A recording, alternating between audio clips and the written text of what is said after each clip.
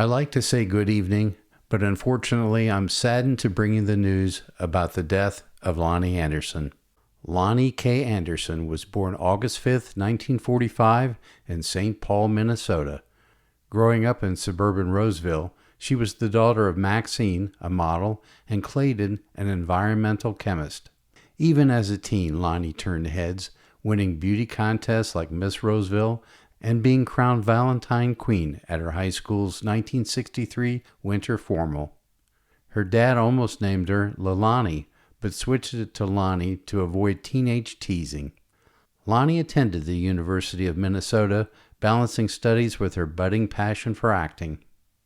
Loni's acting journey kicked off with a small role in the 1966 film Nevada Smith, starring Steve McQueen, but roles were scarce, so she took a break, focusing on local theater and commercials.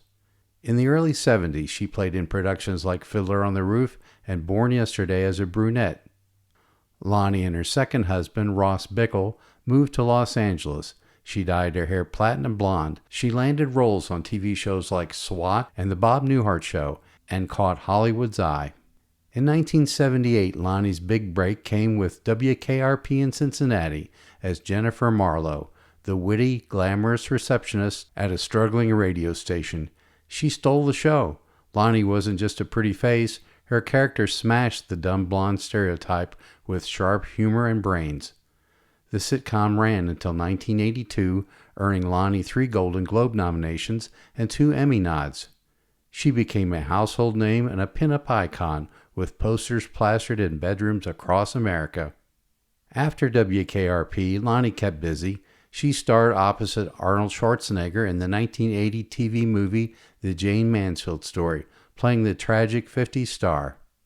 She teamed up with Linda Carter in the short-lived Partners in Crime in 1984 and played Thelma Todd in 1991's White Hot, The Mysterious Murder of Thelma Todd.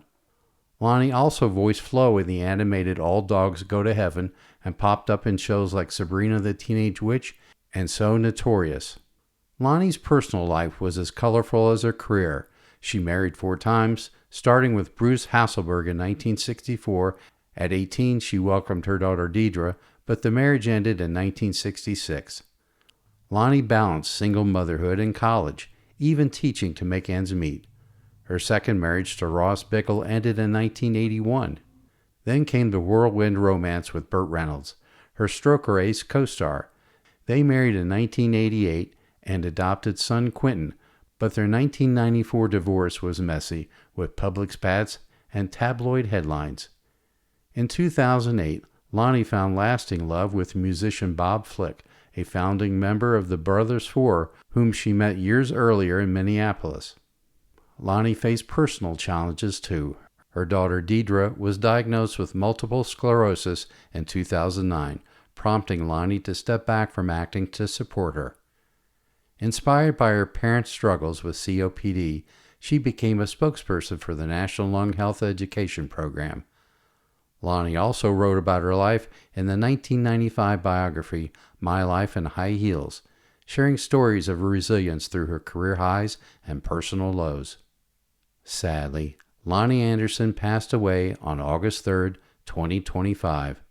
She was only 79 years old, just days before her 80th birthday in a Los Angeles hospital after a prolonged illness. Her publicist confirmed the news, and tributes poured in from fans and stars like Morgan Fairchild and Barbara Eden. Loni's legacy lives on through her iconic roles, her trailblazing fight against stereotypes, and her warmth as a mother and advocate. Loni was more than a TV sex symbol. She was a talented actress who brought humor, heart, and strength to every role.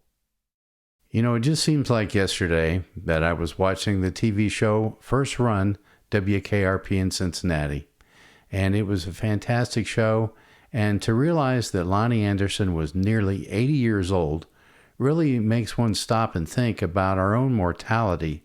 We're getting on in years, and it's really sad when you hear about a great star like that passing away. I love that show, and it's a sad ending, even if she was almost 80. I mean, a lot of people criticize me for saying only 79, Well, in this case, I'm going to stick with that. She was only 79 years old. Well, until next time, I'll see you again, unless I come to my own sad ending.